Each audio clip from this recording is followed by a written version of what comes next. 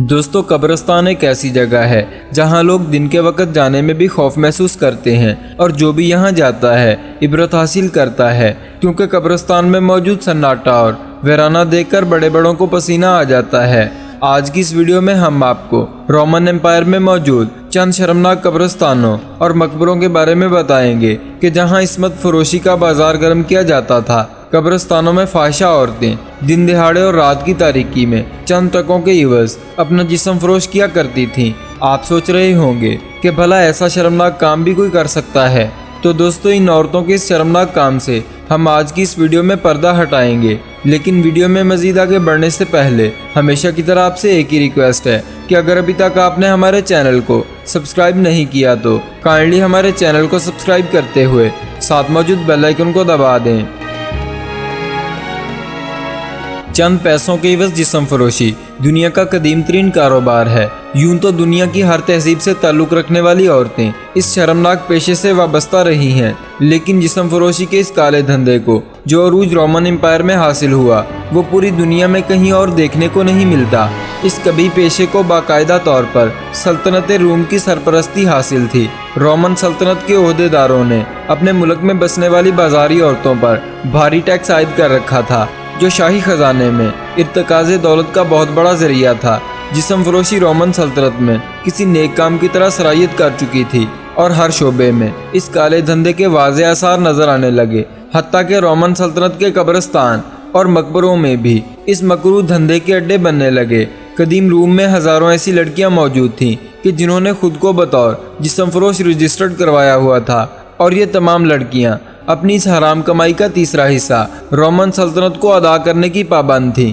اس کالے دھندے میں کوئی غلام یا غریب خاندان سے تعلق رکھنے والی عورتیں بالکل شامل نہ تھیں، بلکہ یہ تمام عورتیں آزاد اور خود مختار گھرانوں سے تعلق رکھنے والی تھیں، جو چند ٹکوں کے عوض اپنی عزتیں قبرستانوں اور مقبروں میں نیلام کر دیا کرتی تھیں۔ ان جسم فروش عورتوں کے بھی درجے تھے جو ان کو آپس میں ایک دوسرے سے ممتاز کرتے تھے۔ ان میں اول درجے پر اعلیٰ خاندان سے تعلق رکھنے والی عورتیں تھیں، جو اعلیٰ عہدے داروں اور شاہی خاندان کے لوگوں کے زیر استعمال رہتیں، جبکہ دوسرے درجے کی جسم فروش عورتیں ان کے مقبروں اور دیگر مقدس مقامات پر پائی جاتی تھیں۔ اس کے علاوہ تیسرے درجے کی فاحشہ عورتیں بازاروں میں قائم قہبہ خانوں اور گرم حماموں میں میسر ہوتی تھیں، جو اپنے بالوں کو مخصوص رنگ دیکھ کر رومن سلطنت کی سڑکوں پر گشت کیا کرتیں، اور ان کا لباس دیگر عورتوں سے مختلف اور عجیب ہوتا، جس وجہ سے انہیں پہچاننا آسان ہوتا۔ اگر یہ عورتیں اپنی اس حرام کمائی کا تیسرا حصہ رومن سلطنت کو ادا نہ کرتیں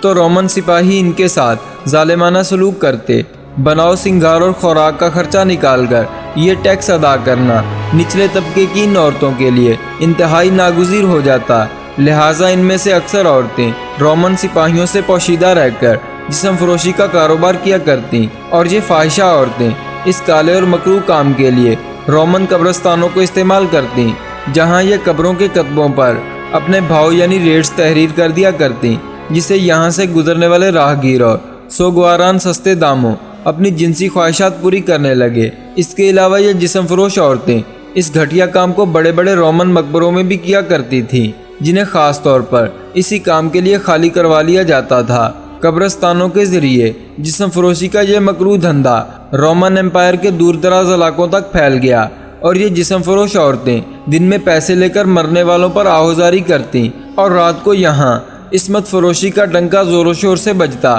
جس کا فائدہ ان عورتوں کو یوں ہوتا کہ نہ تو انہیں اپنا نام سلطنت روم کے اس قانون کی فہرست میں درج کروانا پڑتا، اور نہ ہی انہیں اپنی اس محدود حرام کمائی سے کوئی بھاری ٹیکس ادا کرنا پڑتا۔ اسی لیے یہ کام مزید ترقی کرتا گیا، یہاں تک کہ رومن سلطنت کے قبرستان لوگوں کی تدفین کے لیے کم اور جسم فروشی کے اس کالے دھندے کے لیے زیادہ مشہور ہو گئے۔ رومن سپاہیوں نے کئی مرتبہ ان غیر قانونی عصمت فروشی کے اڈوں پر چھاپے مارے، لیکن انہیں سوائے خالی مقبروں اور قبروں کے کتبوں پر لکھے گئے الفاظ کے کچھ نہ مل سکا، اور قبرستانوں میں جسم فروشی اس قدر مقبول ہو گئی کہ یورپ میں ہمیشہ کے لیے اس شرمناک دھندے کو قبرستانوں ہی سے سر انجام دینے کی روایت چال اٹھی، اور آج نہ صرف یورپ بلکہ بہت سے اسلامک کنٹریز میں بھی اسی طرح کے کبھی کام سرعام ہو رہے ہیں، جو سراسر عذاب الہی کو دعوت دے رہے ہیں۔ دوستو، ہمیں ان تمام گھٹیا کاموں سے اللہ پاک سے معافی طلب کرنی چاہیے۔ तो दोस्तों आज की वीडियो में बस इतना ही। कैसी लगी आज की ये वीडियो कमेंट बॉक्स में ज़रूर बताएं, और वीडियो पसंद आने की सूरत में वीडियो को लाइक करना और अपने दोस्तों के साथ शेयर करना ना भूलिएगा। इसके अलावा मुस्तकबिल में मज़ीद ऐसी ही दिलचस्प वीडियोस वक्त पर देखने के लिए हमारे चैनल को सब्सक्राइब करते हुए साथ मौजूद बेल आइकन को दबा दें। शुक्रिया।